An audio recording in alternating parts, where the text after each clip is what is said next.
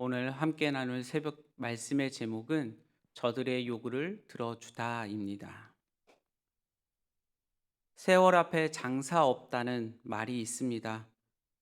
이제 사무엘도 어느새 힘이 없는 노인이 되었습니다. 사무엘 8장은 사무엘이 늙음에라는 말로 시작이 됩니다. 어머니 한나의 기도로 인해 잉태되었다는 것과 어린 시절에 대한 분량과 사사와 선지자, 제사장으로서 사역 분량이 너무나 짧게 나타납니다. 미스바 집회 이후 블레셋과의 전쟁에서 이스라엘이 대승했다는 소식을 전하자마자 바로 은퇴를 준비합니다. 물론 이후에 아이 나오는 것은 아니지만 선지자로서 제사장으로서의 그의 사역은 여기까지 끝을 맺게 됩니다. 앞으로는 사울과 다윗으로 왕정 승계를 준비하는 모습으로 등장할 뿐 이것이 사무엘이 갖는 사명의 일이었습니다. 왕을 세우고 왕정의 기초를 닦는 외에 다른 인생의 이야기는 사무엘상의 이 앞장에서는 찾아볼 수 없습니다. 사무엘은 싫었음에도 불구하고 자기의 사명에 충성을 하였고 마지막 다윗 왕조까지 그는 열었습니다. 7장과 8장 사이에는 많은 세월이 흘렀습니다. 사무엘이 늙었고 그의 아들들도 사사의 일로 일을 시작하였습니다. 이스라엘 장로들이 사무엘에게 찾아와서 당신은 늙었고 아들들을 당신의 행위를 따르지 않으니 다른 나라와 같이 우리들에게 왕을 세워달라고 요구합니다. 이 말은 더 이상 사사들을 통한 하나님의 통치를 받지 않겠다는 것이었습니다. 이 요구는 사무엘의 리더십에 대한 중대한 도전이 되고 하나님 왕권에 대한 도전이 되었습니다. 그런데 하나님께서는 사무엘에게 그들의 말을 들어 왕을 세워주라 말씀하십니다. 우리 말씀 3절의 말씀을 우리 함께 읽겠습니다. 그들의 아들들이 자기의 아버지 행위를 따르지 아니하고 이익을 따라 뇌물을 받고 판결을 굽게 하니라. 사무엘과 같이 훌륭하고 영성이 깊은 아버지 밑에서 이러한 불량한 아들들이 생겨났습니다. 이들은 아버지의 신앙과 인격과 순종의 삶을 본받지 않습니다. 사사들이 주로 하는 일은 재판하는 일이었는데 그의 두 아들은 그렇게 의롭고 정의롭게 하지 않습니다. 자기의 이익이 따라 뇌물을 받고 판결을 굽게 합니다. 사무엘의 아들들은 물질의 유혹을 뿌리치지 못했습니다.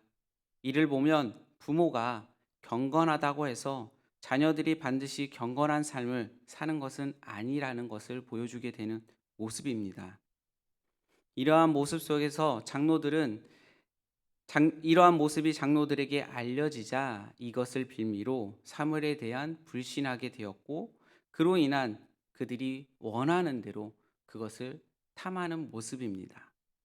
당시 사사들은 외적의 침략이나 약탈이 발생할 경우 정치적, 군사적 통치자가 되어 적군을 물리치고 백성들의 재산을 보호하고 평화를 수호하는 역할을 하였습니다. 또한 평소에는 백성들의 각종 대소사의 문제를 해결해 줌으로써 재판관의 역할도 수행했습니다. 사사라는 것은 재판관이라고 불려졌습니다. 뿐만 아니라 사사는 백성들에게 하나님의 말씀을 가르치고 깨우치는 영적 지도자이기도 했습니다. 엘리와 같이 제사장 직분도 감당했습니다. 사사는 왕권과 제사장직 그리고 선지자직을 감당하는 통합적인 지도자였습니다. 사사들은 오직 하나님의 선택에 의해 세워졌고 또한 하나님의 뜻과 말씀에 따라 통치하고 하나님의 대리자의 역할을 하였습니다. 그것이 사무엘에게 주어진 사명이었고 그는 성공적으로 감당을 하였습니다. 그런데 이스라엘 모든 장로들이 모여 사무엘에 찾아와 당신은 늙고 당신의 아들들은 당신과 같은 행위를 따르지 않으니 이제 다른 나라와 같이 이스라엘에게도 우리들에게도 왕을 세워 다스리게 해달라고 요구합니다. 사무엘은 이들의 요구를 기뻐하지 않습니다. 사무엘이 볼 때 이스라엘 백성들이 끊임없이 주변 국가들에 의해 압제를 당하는 이유가 그들의 불신앙, 범죄, 그리고 우상 숭배였기 때문에 그렇습니다. 그런데 장로들은 그렇게 생각하지 않았습니다. 사사의 제도와 같은 신정 정치가 결합이 있다고 생각했습니다. 그런 통치 체제는 이 시대에 맞지 않는 것이고, 이제 우리가 세우는 이 왕의 제도가 왕의 주체가 되어 나라를 경영해야 된다고 생각했습니다. 장로들은 이스라엘이 늘 주변 국가로부터 침략을 당하는 것도 이러한 체계적이지 못하고 낡은 제도 때문에 이렇게 되었다고 판단했습니다. 사무엘은 그들의 인본적인적 요구에 동의할 수 없었습니다. 그래서 사무엘은 그들의 요구를 받았을 때 기뻐하지 않았다라고 말씀합니다. 사무엘은 이 일로 마음이 아팠습니다. 그래서 이 문제를 하나님 앞에 내려놓고 간절히 기도했습니다.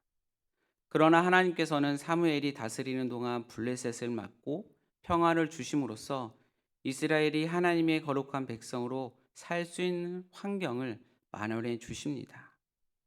출애굽부터 가나안 전복까지 하나님은 왕으로 통치하셨고, 가나안을 전복한 후 사사시대 이 400년 동안도 하나님이 필요할 때마다 사사들을 세우셔서 그가 택한 백성, 이스라엘 백성들을 통치해 오셨습니다. 그런데 이제 더 이상 하나님의 다스림을 받지 않겠다는 것이고, 더 이상 하나님이 직접적인 통치를 받지 않고 그들이 원하는 왕을 세워 그의 통치를 받겠다는 것입니다. 하나님의 택한 백성으로서 그 특권과 사명을 버리고 세속적인 길로 가겠다는 것이었습니다. 하나님보다 눈에 보이는 왕정이라는 그 제도가 실제로 그들에게 안전을 보장한다고 생각했고, 보이지 않는 하나님보다 보이는 강력한 리더십을 가진 사람과 그 제도가 눈에 보이는 물질이 자신의 안녕과 번영을 지켜준다고 그들은 생각합니다. 그들은 왕만 세우면 하나님과 바른 관계성이 유지되지 않아도 행복한 세상을 만들 수 있을 거라 생각했습니다. 왕만 세우면 회개하지 않아도 이방 민족들을 이방 민족들의 압제로부터 보호받을 수 있다고 생각했습니다. 하나님이 없어도 잘 살 수 있는 나라, 열방 국가들과 경쟁하여 이길 수 있는 강력한 나라가 만들어질 거라고 그들은 생각합니다. 전심으로 하나님을 의뢰하지 않을지라도 그들의 안전이 보장될 수 있는 제도를 꿈꾸었던 것입니다. 이러한 물질적인 생각은 하나님을 믿지 않는 이방 민족들의 전형적인 모습이었습니다. 우리가 하나님께 선택받은 것, 하나님의 자녀가 된다는 그 자체가 놀라운 축복입니다. 하나님의 다스림을 받으며 진리의 말씀을 쫓아 사는 것이 놀라운 은혜입니다. 하나님으로부터 거룩한 사명을 받은 것도 우리의 놀라운 은혜입니다. 그런데 우리가 세상에서 믿지 않는 자들과 경쟁하다 보면 마음이 상하고 힘들 때가 있습니다. 마치 하나님을 믿었기 때문에 지금 내가 지내고 있는 이 시대에 큰 손해라로 당하는 것처럼 여겨지고 보여지게 됩니다. 하나님을 믿기 때문에 하고 싶은 말도 못하고 참아야 할 때도 있습니다. 예수님을 믿는다는 그 이유 때문에 미움을 받고 핍박을 받을 때도 있습니다. 이러한 일로 세상의 사람들이 부러워 보이고 그들이 더 자유롭게 사는 것처럼 여겨집니다. 그러나 우리는 하나님의 택함을 받은 백성으로부터 자부심과 긍지를 가지셔야 됩니다. 현실적으로 손해를 보고 세상 사람들에게 무시를 당하더라도 하나님의 백성으로서 풍요를 잊지 말아야 된다는 것입니다. 이것이 믿음으로 사는 것이고 열방과 같이 되는 행복이 보장되는 것처럼 보이지만 그것은 결코 그렇지 않습니다. 하나님께서 이스라엘의 이러한 반역이 출애굽부터 줄곧 있었던 고질적인 문제라고 말씀하십니다. 하나님이 그들이 애굽에서부터 인도해낸 날로부터 지금까지 그들은 모세를 대적하고 하나님을 원망하고 불평하였습니다. 하나님께서는 장로들이 왕을 구하는 것은 근본적으로 하나님을 버리고 다른 신들을 섬기며 우상 숭배와 같은 죄악임을 지적하셨습니다. 하나님께서는 사무엘에게 그들의 요구를 들어주되 그들을 다스릴 왕의 제도를 가르치고 엄히 경고하라 하십니다. 하나님께서는 사무엘을 통해서 그들의 요구하는 왕의 제도가 왜 어떻게 왕의 제도가 만들어지는지, 또한 그로 인해서 어떠한 경우가 일어나는지, 또한 최악의 상황은 어떻게 되는지 깨우쳐 주었습니다. 그리고 그들을 스스로 선택할 수 있도록 기회를 줍니다. 하나님은 마지막 순간까지에도 우리에게 강요하지 아니하시고 우리에게 올바른 판단을 기대하면서 선택권을 주십니다. 그럼에도 불구하고 하나님의 뜻을 따르지 않고 욕심에 이끌려 행하게 된다면 스스로 그 모든 대가를 지불해야 됩니다. 이것이 하나님의 방법이고 우리에게 주신 선택권입니다. 우리도 이스라엘 백성들처럼 현실 문제에 부딪힐 수 있습니다. 또한 세상의 사람들처럼 그 문제를 해결하고 싶을 때도 있습니다. 하나님 없이 세상의 사람들의 가치관과 방식대로 그 문제를 쉽게 해결할 수 있을 것 같은 유혹을 받기도 합니다.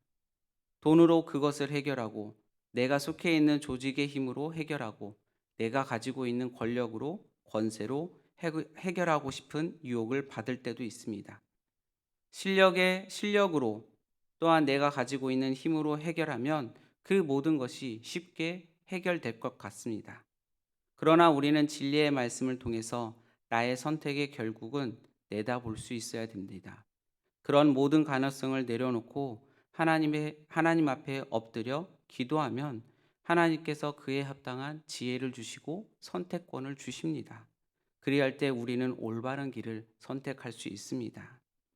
하나님께서는 사무엘에게 그들의 말을 들어 왕을 세우라고 명령하십니다. 하나님께서는 이스라엘 백성들의 고집을 강제로 꺾지 않으십니다.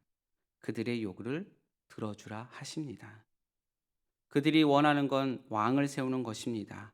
그래서 7절과 9절의 말씀을 보면 백성들이 내가 한 말을 다 들으라고 말씀하셨고, 또한 9절에서 또 말씀하신 바 그러므로 그들의 말을 듣되라고 말씀하십니다. 하나님께서는 그들의 요구가 하나님을 저버리는 행위임을 아시면서도 그들의 요구를 들어주십니다. 그 이유가 그들은 이미 마음에서 왕을 세우기로 결론을 내려놓고 하나님 앞에 찾아왔기 때문입니다. 하나님이 거절해도 자기의 생각을 내려놓지 않고 오로지 자기 마음대로, 그리고 그것을 결론을 냈고 사무엘에게 묻는 형식을 취할 뿐입니다. 그들의 마음에는 이미 하나님이 떠났습니다. 하나님이 왕되심을 인정하지 않고 하나님을 저버리고 다른 나라와 같이 그들이 세운 왕을 중심으로 국가를 경영해 나가겠다는 것이었습니다. 그들의 마음에는 욕심이 가득 찬 것이었습니다. 자기의 뜻대로, 자기의 요구대로 그 모든 것을 이루겠다는 마음이었습니다.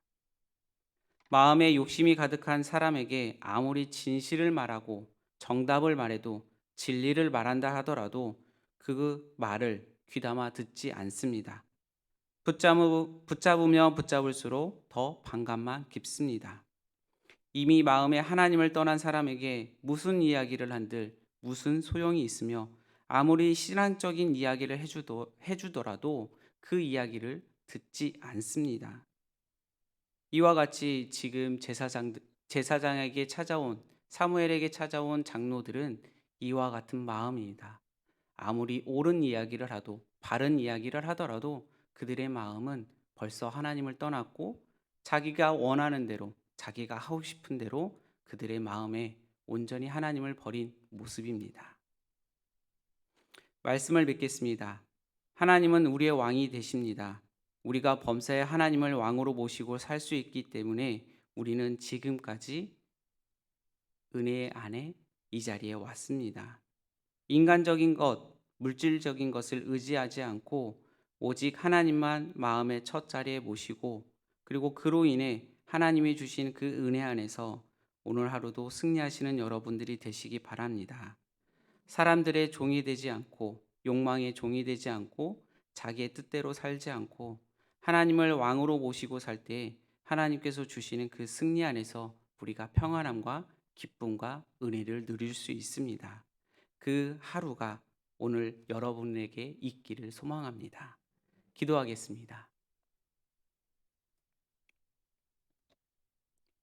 사랑의 하나님, 하나님께서 우리의 왕이 되시고 우리는 그 백성임을 잊어버리지 않게 하시고 세상을 바라보며 부러워하거나 따라가는 심령이 아니라 오직 성령과 말씀에 충만하여 믿음과 은혜로 충만한 믿음이 되게 하여 주시옵소서. 우리는 약함을 고백합니다. 우리가 맞이할 수 있는 온갖 유혹을 담대하게 물리치는 은혜를 베풀어 주시옵소서. 오늘도 우리의 이익을 위해서 나의 욕구를 위해서 기도하는 것이 아니라 하나님의 영광을 위해 기도하며 또한 이웃들을 돌아보며 또한 나를 통해서 선한 영향을 끼칠 수 있도록 주님께서 동행하여 주시고 함께하여 주시옵소서. 눈에 보이는 것을 쫓지 않고 집착하지 않고 온전히 하나님의 주시는 그 은혜 안에서 말씀 안에서 하나님과 더불어 살 수 있도록 오늘 하루가 복된 하루가 되게 하여 주시옵소서. 오늘 하루도 주님께 맡깁니다. 주님께서 동행하여 주시고 함께하여 주시며 인도하여 주시옵소서. 사랑이 많으신 예수님의 이름으로 기도드립니다. 아멘.